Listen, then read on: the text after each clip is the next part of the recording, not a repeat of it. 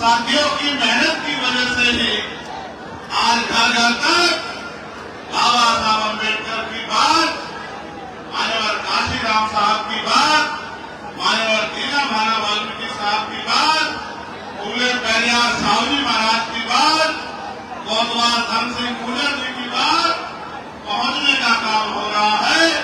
मैं इसके लिए पूरी पार्टी के नेताओं का आभार प्रकट करता हूं।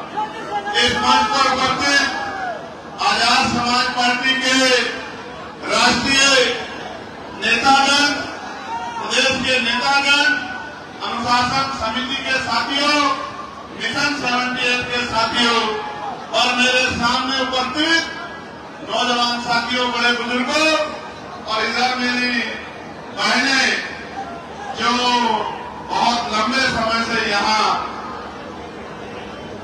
आशीर्वाद देने के लिए पहुंची हैं, मैं आपका बहुत बहुत आभार प्रकट करता हूं इस प्यार और इस आपके विश्वास के लिए जो आपने हम लोगों को दिखाया। अपनी बात को शुरू करते हुए मैं सभी धर्मों में जन्मे सभी संतों, गुरुओं और महान पुरुषों को नमन करता हूं। नमन महापुरुष और उन महापुरुषों को जिनकी वजह से भारत में समता, समानता, बंधुत्व, भाईचारे की बात आगे बढ़ रही। मैं महामानव तथागत से लेके संत शिरोमणि सतगुरु रविदास, भगवान वाल्मीकि, गुरु नानक देव, संत कबीर, नारायण गुरु, गुरु घासीदास, संत गाडगे जी महाराज और मां सावित्रीबाई फुले, मां राष्ट्रपिता ज्योतिबा फुले, मां फातिमा शेख, छत्रपति साहू जी महाराज, डॉक्टर बाबा साहब अम्बेडकर, ईवी पेरियार रामानायक स्वामी, पेरियार ललाई यादव, बाबू जगदेव प्रसाद कुशवाहा, जननायक कपूरी ठाकुर, महामना रामसु वर्मा, चौधरी महाराज सिंह भारती, सर छोटू राम, मान्यवर दीना भाना वाल्मीकि और मान्यवर काशीराम साहब को नमन करता। सम्मानित साथियों, ये मेरठ की वो क्रांति रहा है जहां 1857 का गदर, 1857 की क्रांति इसी मेरठ की धरा से शुरू होने का काम किया और कोतवाल धन सिंह गुर्जर और माता देवी वाल्मीकि जी ने उसका नेतृत्व कर पूरे भारत की गुलामी की बेड़ियों को काटने का बिगुल इसी मेरठ की धरती से बजाने का काम किया। हालांकि उनके इतिहास को छिपाने का काम किया, उनके इतिहास को चुराने का काम किया, उनको जमी दर्ज करने का काम किया, लेकिन जब तक हम जैसे लोग जिंदा हैं अपने महापुरुषों के इतिहास को न दबने देंगे और न ही किसी को चुराने देंगे। महापुरुषों के इतिहास को हर घर पहुंचाने का काम करेंगे। जिन कोतवाल सिंह, धन सिंह गुर्जर को, इनके इतिहास को, उनके बलिदान को, मेरठ के संघर्ष को दबाने का काम किया, आपके भाई ने पार्लियामेंट में उसे महापुरुष जिसने बलिदान का इतिहास लिखा, कोतवाल धन सिंह गुर्जर के लिए भारत रत्न देने की मांग की और गुर्जर रेजिमेंट को बहाल करने की, गुर्जर रेजिमेंट को बनाने की मांग की। ये मांग मैंने क्यों की, इस बात को मैं आपको आगे बताऊंगा। सामान्य साथियों, नौजवानों का जो जन संग्राम का देखना, मैं मानता हूं उनको कोई आंधी तूफान नहीं रोक सकता है, उनको कोई गर्मी नहीं रोक सकती है, उनको कोई सर्दी नहीं रोक सकती है। आज भीम आर्मी के संघर्ष से जो स्वाभिमान की ज्वाला उनके अंदर धड़क रही है, वो दिन दूर नहीं कि ये स्वाभिमान की ज्वाला बड़े बड़े सत्ताधारियों का तख्ता पलट करके रख देगी, वो दिन अब दूर नहीं है। आज का दिन भी मेरे लिए बहुत गौरवान्वित दिन है। आज के दिन जहां एक तरफ सरकार मेरे खून से होली खेल के मेरा इनकाउंटर करना चाहती थी, लेकिन आज ही के दिन 2017 में 21 मई में आप लोगों ने मेरे हाथ मजबूत करके और दिल्ली में बताने का काम किया था। आज भी 21 मई है, आज 21 मई 2025 है और वो 21 मई 2017 था जहां आपने केंद्र की ओर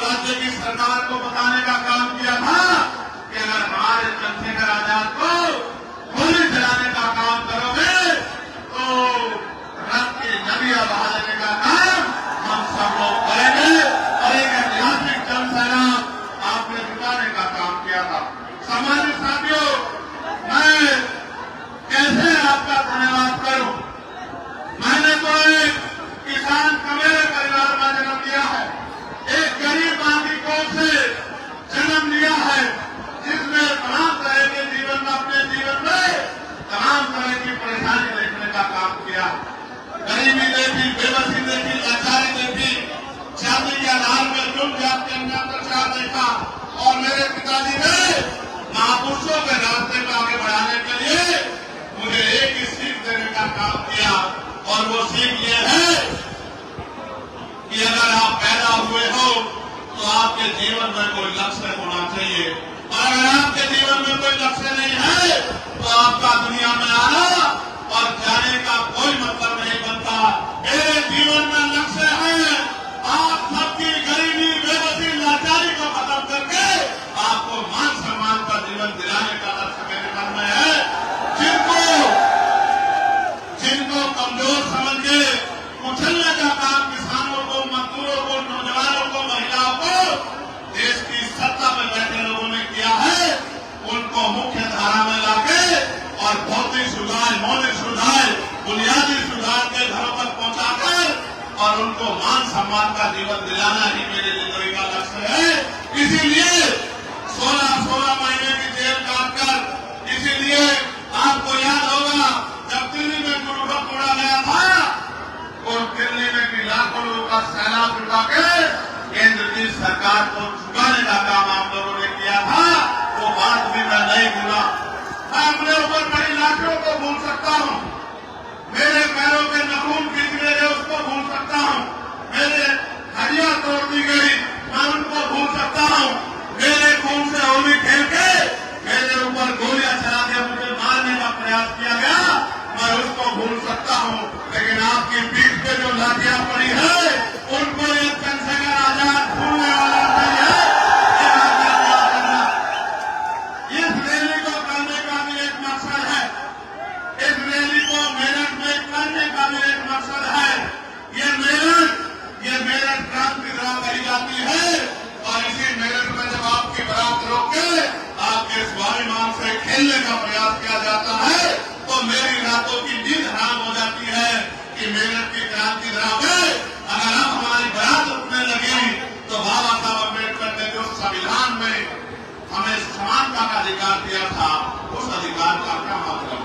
मुझसे पहले निजाम चौधरी जी ने आपको बताने का काम किया कि चाहे किसान हो, नौजवान हो, मेरे भाई सिख समाज के लोग हों, मुस्लिम समाज के लोग हों, ईसाई समाज के लोग हों, जैन समाज के लोग हों, बौद्ध समाज के लोग हों, पहलवान बेटियां हों, किसानों का 13 महीने का आंदोलन हो, कोई ऐसे संघर्ष लड़ाई नहीं है जिसमें भीम आर्मी आजाद समाज पार्टी ने आगे बढ़ के हिम्मत जुटाने का काम न किया हो, उनका हौसला बढ़ाने का काम न किया हो। आप महसूस करके देखो, जब मैं पार्लियामेंट में नहीं गया था तो ये पैसे वाले क्या कहते थे कि अकेला चंद्रशेखर क्या कर लेगा, ये चंद्रशेखर तो पार्षद भी नहीं बन पाएगा, ये चंद्रशेखर तो चेयरमैन भी नहीं बन पाएगा। मेरठ के लोगों ने तो पार्टी के 3 पार्षद बना के आपके उन गद्दारों का मुंह बंद करने का काम किया था और आपने दोनों हाथ भागे। नगीना का धन्यवाद कीजिए मेरे साथ, दोनों हाथ भागे। नगीना के लोगों ने अपनी मेहनत करके एक पैसा जुटा के और वोट की ताकत से आपके चंद्रशेखर आजाद को देश की सबसे बड़ी पंचायत में भेजने का काम किया। और आप बताओ, पार्लियामेंट में जाने के बाद कोई एक ऐसा मसला बताओ जिसमें आपने आवाज दी हो और चंद्रशेखर आजाद ने उस मामले को पार्लियामेंट में उठा के आपकी लड़ाई को मजबूत करने का काम न किया हो।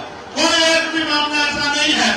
जब संत सद्गुरु रविदास महाराज की जयंती पे अवकाश नहीं हुआ तो पार्लियामेंट में लड़ के मैंने अवकाश कराने का काम किया।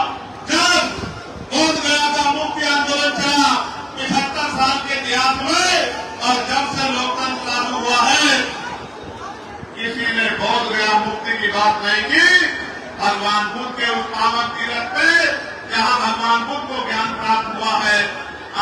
आज चंद्रशेखर आजाद ने सरकार की आंखों में आंखें डाल के वो बोध गया को मुक्त कराने के लिए आवाज उठाने का काम किया। भगवान बुद्ध की बात को, उनकी अपने पवित्र तीर्थ को आगे जो है वो बुद्धों के पास आ जाए, इसकी मांग को उठाने का काम किया।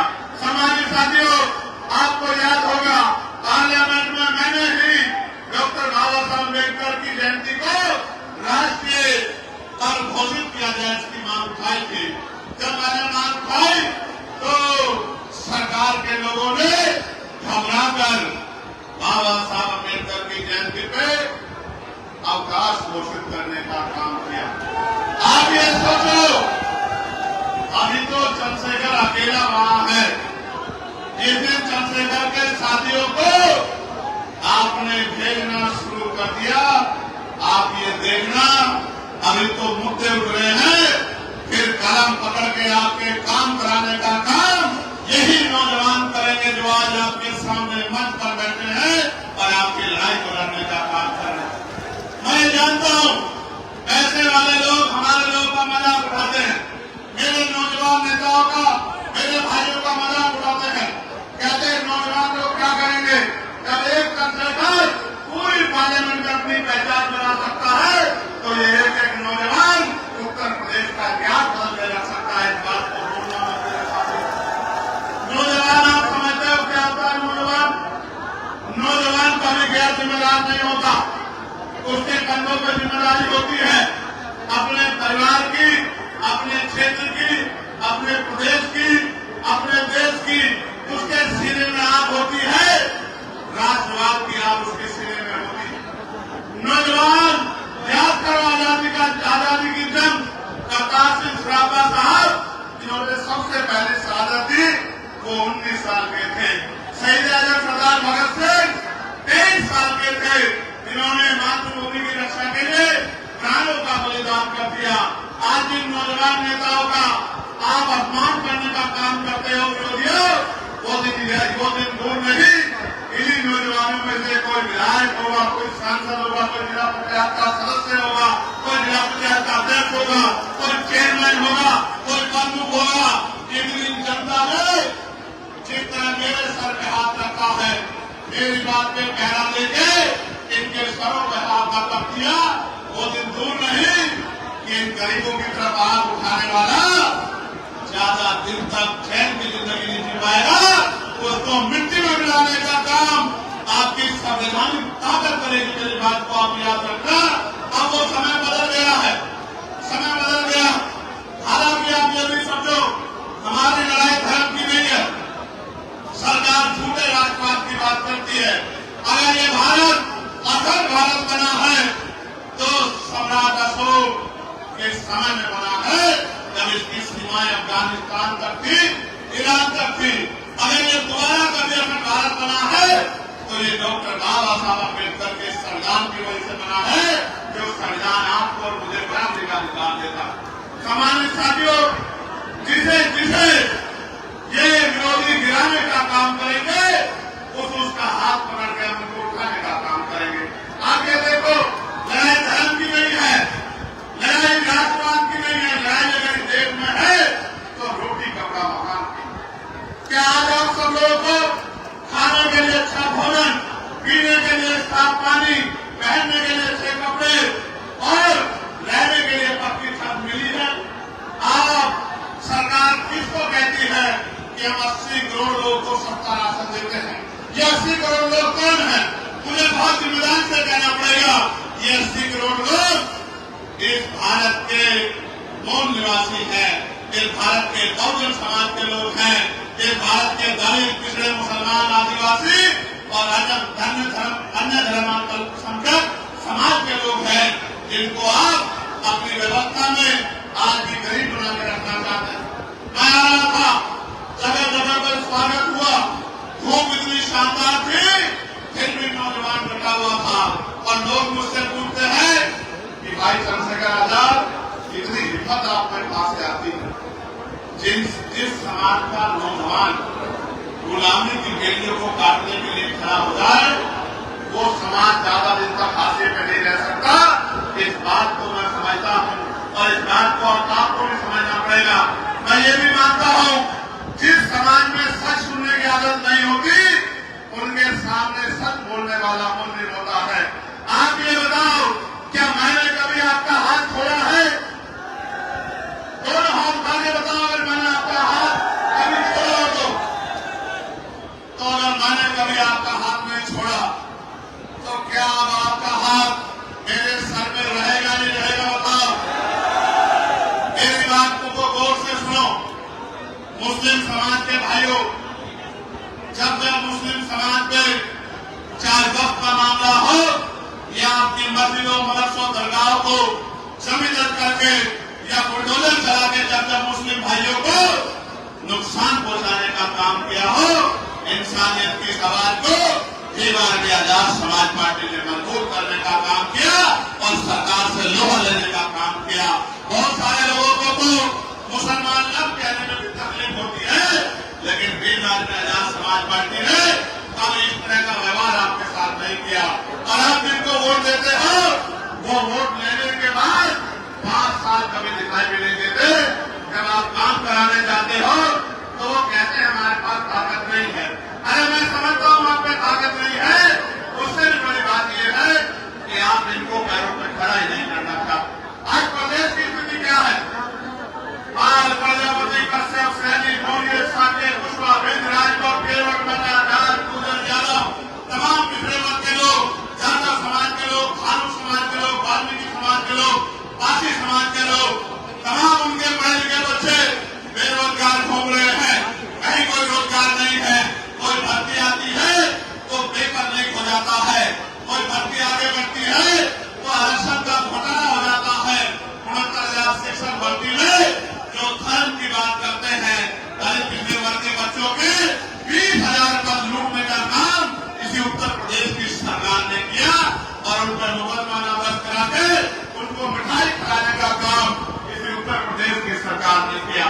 सम्मानित साथियों, अगर सरकारी नौकरी नहीं होगी तो फिर आपके बच्चे कैसे आगे बढ़ेंगे? प्राइवेट सेक्टर में क्या है हमारे पास? इसलिए मैंने पार्लियामेंट में प्राइवेट मेंबर बिल में लेके आया कि भाई प्रतिनिधि क्षेत्रों में भी कमजोर वर्गों के लोगों को आरक्षण मिलना चाहिए। और आरक्षण की कीमत उनसे पूछो जिनका बच्चा इस आरक्षण की वजह से नौकरी पे गया है। नौकरी पे जाने के बाद उसने अपने गरीब परिवार के आंसू पूछने का काम किया। जिन्होंने आरक्षण की लड़ाई नहीं लड़ी उनको आरक्षण की शक्ति का नहीं पता है। ये लोग आपकी वोट लेते हैं और आपकी तरक्की के रास्ते को भारतीय जनता पार्टी के लोग खत्म करने का काम करते हैं। इसलिए आज यहाँ इस मंच से मैं आपसे अपील करने के लिए आया हूँ, अगर स्वाभिमान सम्मान का जीवन चाहिए तो कीमत चुकाने के लिए तैयार हो जाओ, संघर्ष करने के लिए तैयार हो जाओ, मैदान में उतरने के लिए तैयार हो जाओ। क्योंकि मैं जानता हूँ जिस दिन आपने तय कर लिया दुनिया की कोई ताकत आपके हौसले को कमजोर नहीं कर सकती है और कोई भी बड़ी से बड़ी ताकत आपके सामने नहीं दिख सकती है। ये बात मैं डॉक्टर बाबा साहब अम्बेडकर के मानने वालों की जनता। प्यारे साथियों, आज कोई जिला ऐसा नहीं है जहां दलितों की खाल न पीने जा रही हो, पिछड़ों की खाल न पीने जा रही हो। कोई ऐसा जिला नहीं है। कई मार के रखते हैं, कई बहन बेटियों का रेप करते हैं, कई घर जलाते हैं। जो जमीनें हमें मिली थी सरकार उन जमीनों को छीनने का काम कर रही है और कोई आपका रखवाला दूर दूर तक नजर नहीं आता। जो आज आपके साथ नहीं खड़ा वो कल आपकी क्या मदद करेगा? मैं आपको ऐलान करके कहता हूं, अगर आपकी तरफ कोई हाथ उठाए तो भीम आर्मी आजाद समाज पार्टी को याद करना। ये सब लोग आपके सम्मान में और आपकी ताकत को बढ़ाने के लिए क्योंकि मैं भी जानता हूं, मैंने ये सुना है कि मेरा जिसके साथ होता है उत्तर प्रदेश और केंद्र में उसी की बात गलती है। इसलिए मैंने मेरठ को चुना है सबसे पहले कि मेरठ के लोगों का आशीर्वाद मुझे मिलना चाहिए। बताओ मेरठ का आशीर्वाद मिलेगा नहीं मिलेगा? अब एक बात को गौर से सुनना, नौजवानों आपसे भी कह रहा हूं,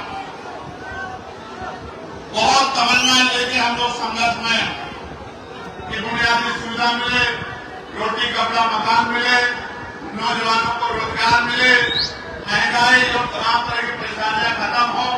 आप महसूस करके देखो, बिजली के दाम से लेके पानी के दाम, सड़क कहाँ बनेगी, स्कूल कहाँ बनेगा, यूनिवर्सिटी कहाँ बनेगी, मेडिकल कॉलेज कहाँ बनेगा, नौकरी किसे मिलेगी, रोजगार किसे मिलेगा, इंडस्ट्रियल एरिया किसे कहाँ लगेगा, ये सब सरकार तय करती है। और 2027 में 15 साल का सूखा हो जाएगा। 15 साल का, 15 साल में क्या देखा हमने? थाने में जाते हो सुनवाई नहीं होती, सरकारी दफ्तरों में जाते हो सुनवाई नहीं होती, जुल्म जाती होती है, न्याय नहीं मिलता। इस 15 साल के सूखे में खत्म करने के लिए दिन रात हम लोग जुटे हैं। इस सूखे को खत्म करने में मदद कराओगे नहीं कराओगे बताओ?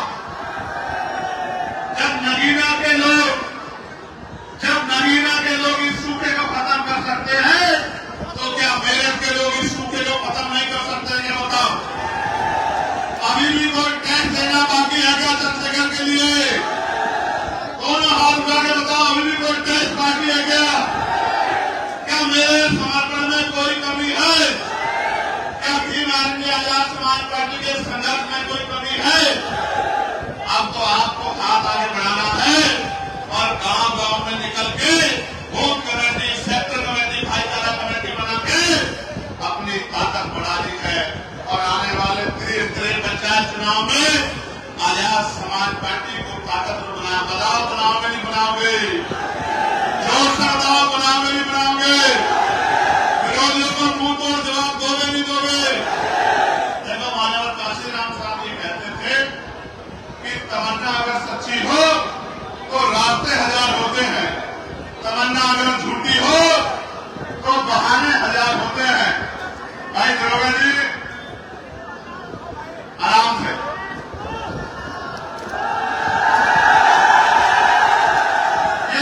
ये गरीब लोग, इनका नेता गरीबों का मैं, अमीरों के नेताओं को फर्क नहीं पड़ता, लेकिन मुझे इनकी आंखों से फर्क पड़ता। वो मेरा भाई है, मैं उसको कहूंगा कि वो वहीं रुक जाए। ये भी अपनी ड्यूटी कर रहे हैं, मगर तू ये जान ले, मेरे साथ फोटो खिंचवाने से तेरा जीवन नहीं बदलेगा। जिस दिन कलम में ताकत होगी, रोजगार देकर तेरा जीवन बदलेगा। जब रोजगार मिलेगा, 4 पैसे जेब में होंगे, तो माँ को हवाई जहाज का सफर कराना, माँ को देश दुनिया दिखाने का काम करना, बहनों के सपने पूरे कराने का काम करना, तब जाके मेरे दिल में भी खुशी होगी जब इस काम को आप लोग करने का काम करोगे। मेरी माँ को दुनिया दिखाने का काम करोगे, उनके आंसू पूछने का काम करोगे, उनको सुख सुविधा देने का काम करोगे, उनकी तकलीफों को दूर करने का काम करोगे, तभी जाके मेरे दिल में ठंडक पड़ेगी। और कोई इसके अलावा रास्ता नहीं है। भाई आप चिंता न करो, आपकी मेहनत और हम सबकी मेहनत मिलकर 2027 में उजाला करने का काम करेंगे। मेरे लोगों याद रखना। प्यारे साथियों, कुछ मांगे जो मुझको दी गई थी कि इन मांगों पर चर्चा होनी चाहिए। मैं आपको विश्वास दिलाता हूं, आपकी मांगों को पार्लियामेंट में उठाने का काम करूंगा। मैं आपको इस बात का विश्वास दिलाता हूं। मांग ये है कि हस्तिना क्षेत्र को पर्यटक स्थल घोषित किया जाए और रेलवे लाइन से जोड़ा जाए। जिसकी क्षेत्र के लोगों द्वारा लंबे समय से मांग चली आ रही है। मैं आपको विश्वास दिलाता हूं कि आपका चंद्रशेखर आजाद इस मांग को पार्लियामेंट में उठाने का काम करेगा। मैं आपको विश्वास दिलाता हूं। आपकी मांग है शहीद धन सिंह कोतवाल जी को भारत रत्न दिया जाए की मांग आपने की है। मैं इस मांग को पार्लियामेंट में उठाने का काम करूंगा। मैं आपको विश्वास दिलाता हूं। और आपने ये भी मांग की है कि भारतीय सेना में गुजर रेजिमेंट बनाई जाए। आपकी इस मांग को भी मैं पार्लियामेंट में उठा चुका हूं। अभी राजकाज हम पे नहीं है, वरना हम इसको पूरी भी कर देते। मेरी बात को याद है। आपकी ये भी मांग है कि मान्यवर साहब काशीराम जी को भारत रत्न से सम्मानित किया जाए। मैं इस बात को भी जोर शोर से पार्लियामेंट में उठाने का काम करूंगा। और एक चीज देखिए आपने भाटी जी, जब मैं गुजर रेजिमेंट बनाने की मांग कर रहा हूं तो ये तमाम लोग ताली बजा के उसका स्वागत कर रहे हैं। इस बात को तोड़ने के लिए मेरे जाने के बाद ये चुट्टी का जोड़ लगाया जाएगा कि ये गुजर पिछड़े दलित समाज में, मुस्लिम समाज में एक तरह बन जाए। आप देखो इनका दिल कितना बड़ा है। बताओ गुजर रेजिमेंट बननी चाहिए। मैं सम्मानित साथियों, एक रेजिमेंट की मांग, जो जमात रेजिमेंट की मांग, वो बहुत पुरानी रेजिमेंट की जानकारी देती हो। मैं उसका इतिहास भी बता देता हूं। ऐसा नहीं कि मैं हवाई बात करता वकील। ये एक ऐसी रेजिमेंट थी जिसने सेकेंड वर्ल्ड वॉर में बर्मा में जाके अपना लोहा मनवाने का काम किया था और बैटल ऑफ ऑनर लेने का काम किया था। अंग्रेजों ने रेजिमेंट को खत्म करने का काम किया, क्योंकि रेजिमेंट ने आजाद हिंद फौज जो देश के लिए लड़ रही थी उनके खिलाफ लड़ने से मना कर दिया था। ये वफादार, राष्ट्रवादी और देश के प्यार करने वाली रेजिमेंट थी। मैं इस रेजिमेंट को बहाल करने की मांग भी पार्लियामेंट में उठा चुका हूं, क्योंकि मैं मानता हूं कि आज हमारा एक नौजवान देश की सेवा में योगदान देना चाहता है, बॉर्डर पे जाके दुश्मन को धूल मिट्टी लगाना चाहता। मैं इस बात को मानता। मैं तो चाहता हूं हर किसान को मेरे की भारतीय सेना में पर्याप्त हिस्सेदारी होनी चाहिए। देश की शिक्षा और चिकित्सा एक समान की जानी चाहिए। इन दोनों मांगों को मैं पार्लियामेंट में उठा चुका हूं कि राष्ट्रपति हो या किसान मजदूर की संतान, सबको शिक्षा एक समान, सरकारी स्कूल में सबको पढ़ाओ और बेहतर से बेहतर शिक्षा दिलाओ, तो गरीब का बेटा भी पढ़ लिख के आगे बढ़ सके और शिक्षा रूपी हथियार का फायदा ले सके। और सरकारी हॉस्पिटल में भी सबको पर्याप्त इलाज मिले, प्राइवेट में जेब ना करे, टैक्स के नाम पे लूट ना हो, इसकी मांग भी मैं कर चुका हूं। देश में कर्मचारियों की ये मांग है कि पुरानी पेंशन बहाल की जाए। इसके लिए भी मैं कई बार पार्लियामेंट में आवाज उठा चुका हूं, लेकिन निगम में सरकार कर्मचारियों के दुख को नहीं समझती। नगर निगम में संविदा कर्मियों को नियमित किया जाए एवं देश में संविदा समाप्त की जाए। मैं आपको विश्वास दिला कहता हूं, जितने संविदा कर्मचारी अभी जिस डिपार्टमेंट में लगे हैं, आजाद समाज पार्टी ताकत में आने के बाद सबको पक्की नौकरी हम लोग दिलाने का काम करेंगे। ये बात मैं आपको विश्वास दिलाता हूं। नगर निगम में नहीं, 2 अप्रैल 2018 में जो SC/ST के लोगों पर झूठे मुकदमे लगा के यहां भी शहादत हुई थी, मुजफ्फरनगर में भी शहादत हुई थी। आपको अंकुर याद है, नहीं याद है? शहीद हमारा भाई अंकुर। उन झूठे मुकदमों को वापस दिया जाए, इसकी मांग भी मैं पार्लियामेंट में उठा चुका हूं। वक्फ बिल जो देश के मुसलमानों के खिलाफ है, इसको वापस लिया जाए, इस कानून को वापस लिया जाए, इसकी मांग भी हमारी पार्टी जोर शोर से उठा रही है। और तहसील मैदान नवादा में जो 40 वर्षों से रविवार को 1000 लोगों द्वारा अपने ठिये लगा के अपने परिवार में बच्चों का पालन पोषण करते थे, वर्तमान सरकार उत्तर प्रदेश के मंत्री के इशारे पर पुलिस द्वारा पैड लगाकर सामान बेचने वालों पर लोगों पर लाठीचार्ज किया गया, और जिसके कारण में रोष व्याप्त है और रविवार को पैड पुनः लागू किया जाए। भाई मेरी बात पे गौर करना आप सब लोग। सरकार रोजगार तो नहीं दे पा रही है, नौकरी तो नहीं दे पा रही है, इंडस्ट्रियल एरिया तो नहीं लगा पा रही है, लेकिन अगर छोटा मोटा ठेली वाला, सड़क वाला, पटरी वाला, फेरी वाला, ठिये वाला अपना काम करता था, तो इनको भी उजाड़ने का काम कर रही है। जो सरकार गरीबों को उजाड़ने का काम करेगी, उस सरकार को सत्ता से निकाल के फेंकने का काम करोगे नहीं करोगे बताओ?